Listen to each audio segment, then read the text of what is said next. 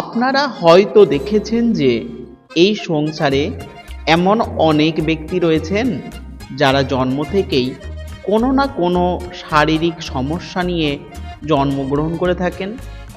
কেউ হয়তো অন্ধ, কেউ হয়তো কালা, কেউ হয়তো বোবা, বা কেউ হয়তো বিকলাঙ্গ হয়ে জন্মগ্রহণ করে থাকেন। কারো ক্ষেত্রে হয়তো এই সকল বিষয়গুলি জীবন চলার পথেই পথেই ঘটে যায়। কেউ অকালে মৃত্যুবরণ করেন, কেউ বা জীবনের শৈশব থেকেই নরক যন্ত্রণা অনুভব করেন। কেউ গরিব ঘরে জন্মগ্রহণ করে থাকেন, কেউ বা সোনার চামচ মুখে দিয়ে অর্থাৎ অত্যন্ত ধনী পরিবারে জন্মগ্রহণ করে থাকেন। একবারও কি ভেবে দেখেছেন জন্মের সময় এই ভিন্ন ভিন্ন পরিস্থিতি কেন তৈরি হয়? কেনই বা আপনি ভারতবর্ষে জন্মালেন, বা বাংলাদেশে, বা সুদূর আমেরিকা বা ইউরোপে জন্মগ্রহণ করেছেন? এই প্রশ্নের উত্তর কি আপনি জানেন?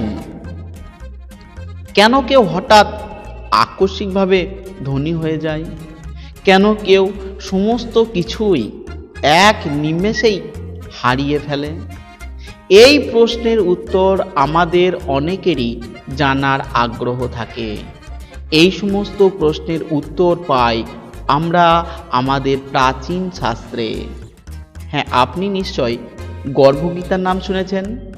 ভগবান শ্রীকৃষ্ণ ও অর্জুনের মধ্যে কুরুক্ষেত্রের যুদ্ধের পর পরীক্ষিতের জন্মের সময়কালে যে কথোপকথন সংগৃহীত হয়েছিল তাকে গর্ভগীতা বলা হয়।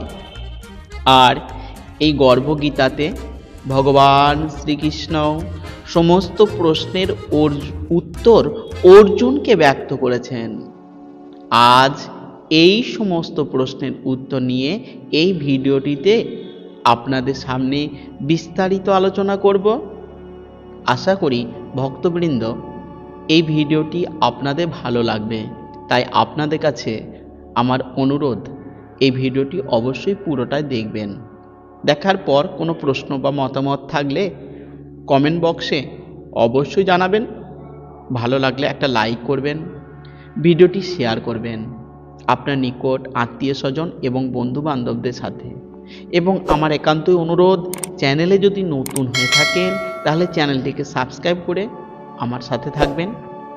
আমার এই কৃষ্ণকথা চ্যানেলে মূলত বিভিন্ন দেবদেবীর পুজো অর্চনা পদ্ধতি, গীতা পাঠ, বাস্তু টিপস, এই সমস্ত কিছু আলোচনা করা হয়। আসুন এবার মূল পর্বে। অর্জুন ভগবান শ্রীকৃষ্ণের কাছে জানতে চান, হে কৃষ্ণ, কোন কারণে প্রাণী গর্ভাবাসে আসে? জন্ম হবার পর সে নানান রোগগ্রস্ত হয় এবং তারপর তার মৃত্যু হয়। কোন কর্মের কারণে ব্যক্তি এই জন্ম মৃত্যু চক্র থেকে মুক্তি পায়? অর্জুনের এই কথা শুনে ভগবান শ্রীকৃষ্ণ বললেন, হে অর্জুন, এই সংসারের প্রায় প্রতিটি মানুষই মায়ায় আবদ্ধ। কোন বস্তু আমি পেয়েছি, আমি কি লাভ করব, আমি কি কি পাব, এই চিন্তা তার মন থেকে কখনোই দূর হয় না। অষ্টপ্রহর সে পাওয়ার আশায় বসে থাকে।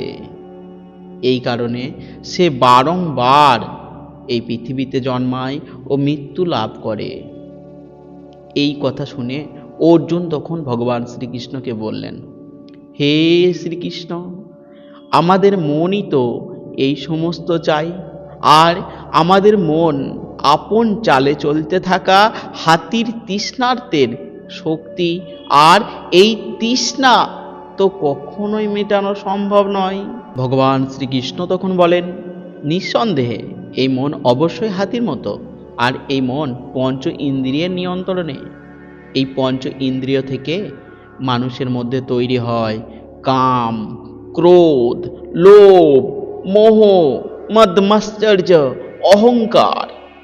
আর এগুলির মধ্য থেকে অহংকার সব থেকে ঘৃণ্য। অহংকারের ফলে মানুষের জীবন নরকে পর্যবসিত হয়। হে অর্জুন, হাতিকে যেভাবে নিয়ন্ত্রণ রাখা যায়, মানুষের এই মনরূপী হাতিকেও সেইভাবে নিয়ন্ত্রণ করা সম্ভব।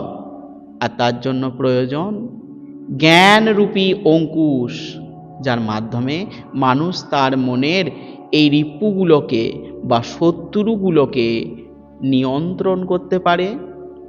এই কথা শুনে তখন অর্জুন শ্রীকৃষ্ণকে জিজ্ঞাসা করলেন, কেন কোনো ব্যক্তি স্ত্রী অথবা স্বামীর অকালে মৃত্যু হয়ে যায়? কেন কোনো ব্যক্তির পুত্র অকালে মারা যায়? কেন কোনো ব্যক্তি নিঃসন্তান থাকে? কি কারণে কোনো ব্যক্তি নপুংসক হয়ে জন্মগ্রহণ করে? তখন শ্রীকৃষ্ণ জানান যে কারো কাছ থেকে ঋণ নিয়ে তা যদি কোনো ব্যক্তি পরিশোধ না করে, তার স্ত্রী বা স্বামীর অকালে মৃত্যু হয়ে যায়। অথবা কোনো ব্যক্তির পরস্ত্রী বা পরপুরুষ গমন করেন, সেই ক্ষেত্রেও একরূপ ঘটনা ঘটে। যে ব্যক্তি অন্য কোনো ব্যক্তির আমানতের জিনিস আত্মসাৎ করে দেয়, তার সন্তানের অকাল মৃত্যু হয়। যে কাউকে প্রতিশ্রুতি দিয়ে সময়ের মধ্যে সেই কাজ করে দেয় না, সে নপুংসক হয়ে জন্মগ্রহণ করে। যে ব্যক্তি গর্ভ অবস্থায় ভ্রূণ হত্যা করে, গর্ভে শিশুকে হত্যা করে, সেই ব্যক্তি এই জন্মে বা পরের জন্মে নিঃসন্তান হয়ে থাকে। তখন অর্জুন শ্রীকৃষ্ণকে আরও জিজ্ঞাসা করেন, হে শ্রীকৃষ্ণ, কোন পাপের কারণে মানুষ সর্বদা রোগী থেকে যায়? আর কোন পাপের কারণে মানুষ পশু জন্ম প্রাপ্ত হয়? তখন ভগবান শ্রীকৃষ্ণ বলেন, হে অর্জুন, যে ব্যক্তি কোনো কিছু দান করে এবং সেই দানের মূল্য নেয়, সে দোষী এবং সদা রোগী থাকে। যে কারণে অকারণে অবিশ্বাস করে, সদা মদ্যপান করে, সে ঘোড়া হয়ে অর্থাৎ পশুজনিতে জন্মায়। যে ব্যক্তি রান্না করার পর পরমেশ্বরকে অর্ঘ্য দান না করে বা কোনো ব্যক্তি বা প্রাণীকে না খাইয়ে সেই রান্না নিজেই প্রথমে ভক্ষণ করে, তাহলে সে পরের জন্মে বিড়াল হয়ে জন্মগ্রহণ করে। তখন অর্জুন ভগবান শ্রীকৃষ্ণকে বললেন, হে কৃষ্ণ, কিছু মনুষ্যকে আপনি স্বর্ণ দিয়েছেন, কিছু মনুষ্যকে টাকা পয়সা দিয়েছেন। তারা কোন পুণ্য কাজ করেছেন তাই আপনি এগুলো দিয়েছেন? আবার কিছু মানুষকে আপনি বিদ্যান করেছেন, সুন্দর দেহধারী করেছেন। তারা কোন পুণ্য অর্জন করেছেন? এই প্রশ্নের উত্তরে ভগবান শ্রীকৃষ্ণ বললেন, হে অর্জুন, যারা স্বর্ণ দান করেন, টাকা পয়সা দান করেন এবং এই দানের জন্য কোনো অহংকার পোষণ করেন না, তাদের এই সমস্তই, অর্থাৎ যেগুলো উপযুক্ত বলা হলো, সমস্ত কিছুই প্রাপ্ত হয়। যারা অন্ন দান করেন তাদের স্বরূপ সুন্দর হয়। যারা বিদ্যা দান করেন এবং গরুর সেবা করেন তারা বিদ্বান হন। যারা সাধু সন্তদের সেবা করেন এবং ছোট বাচ্চাদের ভালোবাসেন তাদের সন্তান প্রাপ্তি হয়। তখন অর্জুন আবারও প্রশ্ন করেন, হে কৃষ্ণ, কারো অর্থের প্রতি ভালোবাসা রয়েছে, আবার কারো মহিলাদের প্রতি প্রীতি রয়েছে, এর কারণ আমাকে বুঝিয়ে বলুন। অর্জুনের প্রশ্নের উত্তরে কৃষ্ণ কিছুক্ষণ হাসলেন, তারপর বললেন, হে অর্জুন, ধন সম্পদ এবং স্ত্রীর আসক্তি উভয়ই মানুষের বিনাশ করে, কিন্তু আমার ভক্তের কোনো বিনাশ নেই। অর্জুন তখন ভগবান শ্রীকৃষ্ণকে জিজ্ঞাসা করলেন, আচ্ছা হে বাসুদেব, কেউ পরিশ্রম ছাড়াই কিভাবে হঠাৎই আকস্মিক ধন লাভ করেন? তারা কোন পুণ্য অর্জন করেছেন? এর উত্তরে ভগবান শ্রীকৃষ্ণ বলেন, যারা গোপনে দান করেছেন তারা আকস্মিকভাবে ধন লাভ করেন। আবার যারা ঈশ্বরের কাজ বা অন্যের কাজ বা অন্যের সেবা করেছেন তারা দীর্ঘ সময় রোগমুক্ত থাকেন। অর্জুন তখন শ্রীকৃষ্ণকে জিজ্ঞাসা করেন, হে কৃষ্ণ, কেন কোনো মানুষ বোবা হয় বা কালা হয় বা অন্ধ হয় বা অন্য কোনো প্রকার বিকলাঙ্গ হয়ে থাকে? সেই প্রশ্নের উত্তরে ভগবান শ্রীকৃষ্ণ বললেন, যে ব্যক্তি গুরুর কাছ থেকে বিদ্যা লাভ করে মুখ ফিরিয়ে নেয়, অন্যের অপমান সর্বদাই করে থাকে এবং নিত্য কলহে লিপ্ত থাকে, সেই ব্যক্তি বোবা হয়ে যায়। যে ব্যক্তি সর্বদা রেগে থাকে তাদের রক্তে বিকার দেখা যায়। যারা সর্বদা নোংরা অপরিষ্কার থাকে তারা দরিদ্র হয়। আর যে ব্যক্তি পরস্ত্রী বা পরপুরুষকে দেখে কুদৃষ্টি প্রদান করে তারা অন্ধ হয়ে যায়। যারা কুকাজ করে থাকা মানুষকে সাহায্য করে, সঙ্গ দেয়, তারা খণ্ডবায়ু হয়ে থাকে। অর্জুন তখন ভগবান শ্রীকৃষ্ণের উদ্দেশ্যে বলেন, হে কৃষ্ণ, তুমি পরম ব্রহ্ম, তোমাকে নমস্কার।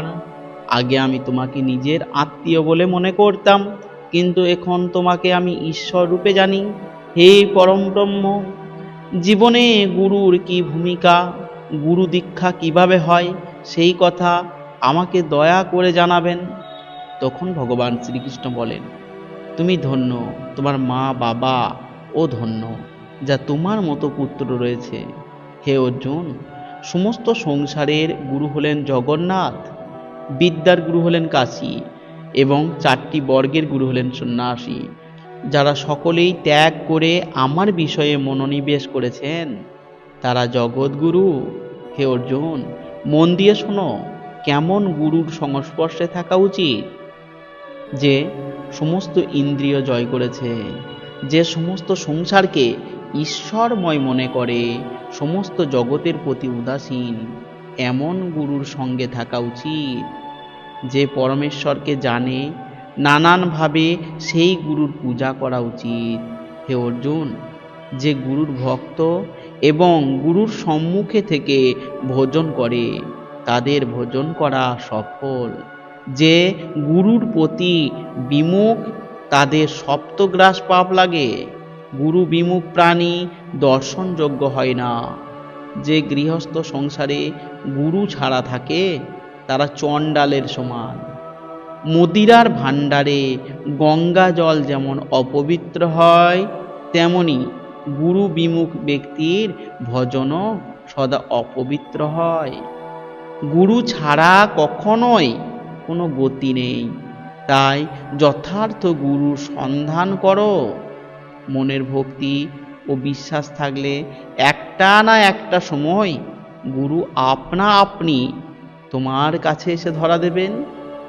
যদি কাউকেই তুমি গুরু রূপে না পেয়ে থাকো, তাহলে আমাকেই তুমি গুরু রূপে গ্রহণ করো, যাকে তুমি মনে প্রাণে বিশ্বাস করো, যার কথা তোমার অন্তরে প্রবেশ করে, যার প্রতি তোমার আপনা আপনি ভক্তি জন্মায়, তাকেই তুমি গুরু রূপে মনে করতে পারো। গুরু দীক্ষা 2টি অক্ষরের, যার অর্থ হরিওম। এই অক্ষর গুরু বলে। এই 4টি বর্ণকে আপন করে নেওয়াই শ্রেষ্ঠ। হে অর্জুন, যে গুরুর সেবা করে সে আমার আশীর্বাদ লাভ করে। সে 84 কোটি যোনি থেকে মুক্তি পায়, জন্ম মৃত্যুর চক্র থেকে মুক্তি পায়, নরক যন্ত্রণা ভোগ করে না। তাই গুরুর সেবায় নিজেকে নিয়োজিত করো। হে অর্জুন, আমার ও তোমার কথোপকথন যে প্রাণী শুনবে ও পড়বে তারা সমস্ত দুঃখ এবং 80 কোটি যোনি থেকে মুক্তি পাবে। তাই একে গর্ভগীতা জ্ঞান বলা হয়। আশা করি সুধী ভক্তবৃন্দ, এই ভিডিওটি আপনাদের ভালো লেগেছে। যদি ভালো লেগে থাকে তাহলে অবশ্যই একটি লাইক করবেন এবং শেয়ার করবেন, আমার সাথে থাকবেন। চ্যানেলে নতুন হয়ে থাকলে চ্যানেলটিকে সাবস্ক্রাইব করবেন এবং আমি অনুরোধ করছি অবশ্যই একটি বার কমেন্টে আমাকে ভিক্ষা দিন, জয় শ্রীকৃষ্ণ, জয় শ্রীকৃষ্ণ, রাধে রাধে। নমস্কার, ভালো থাকুন, সুস্থ থাকুন, ঈশ্বরের কাছে এই প্রার্থনা করি।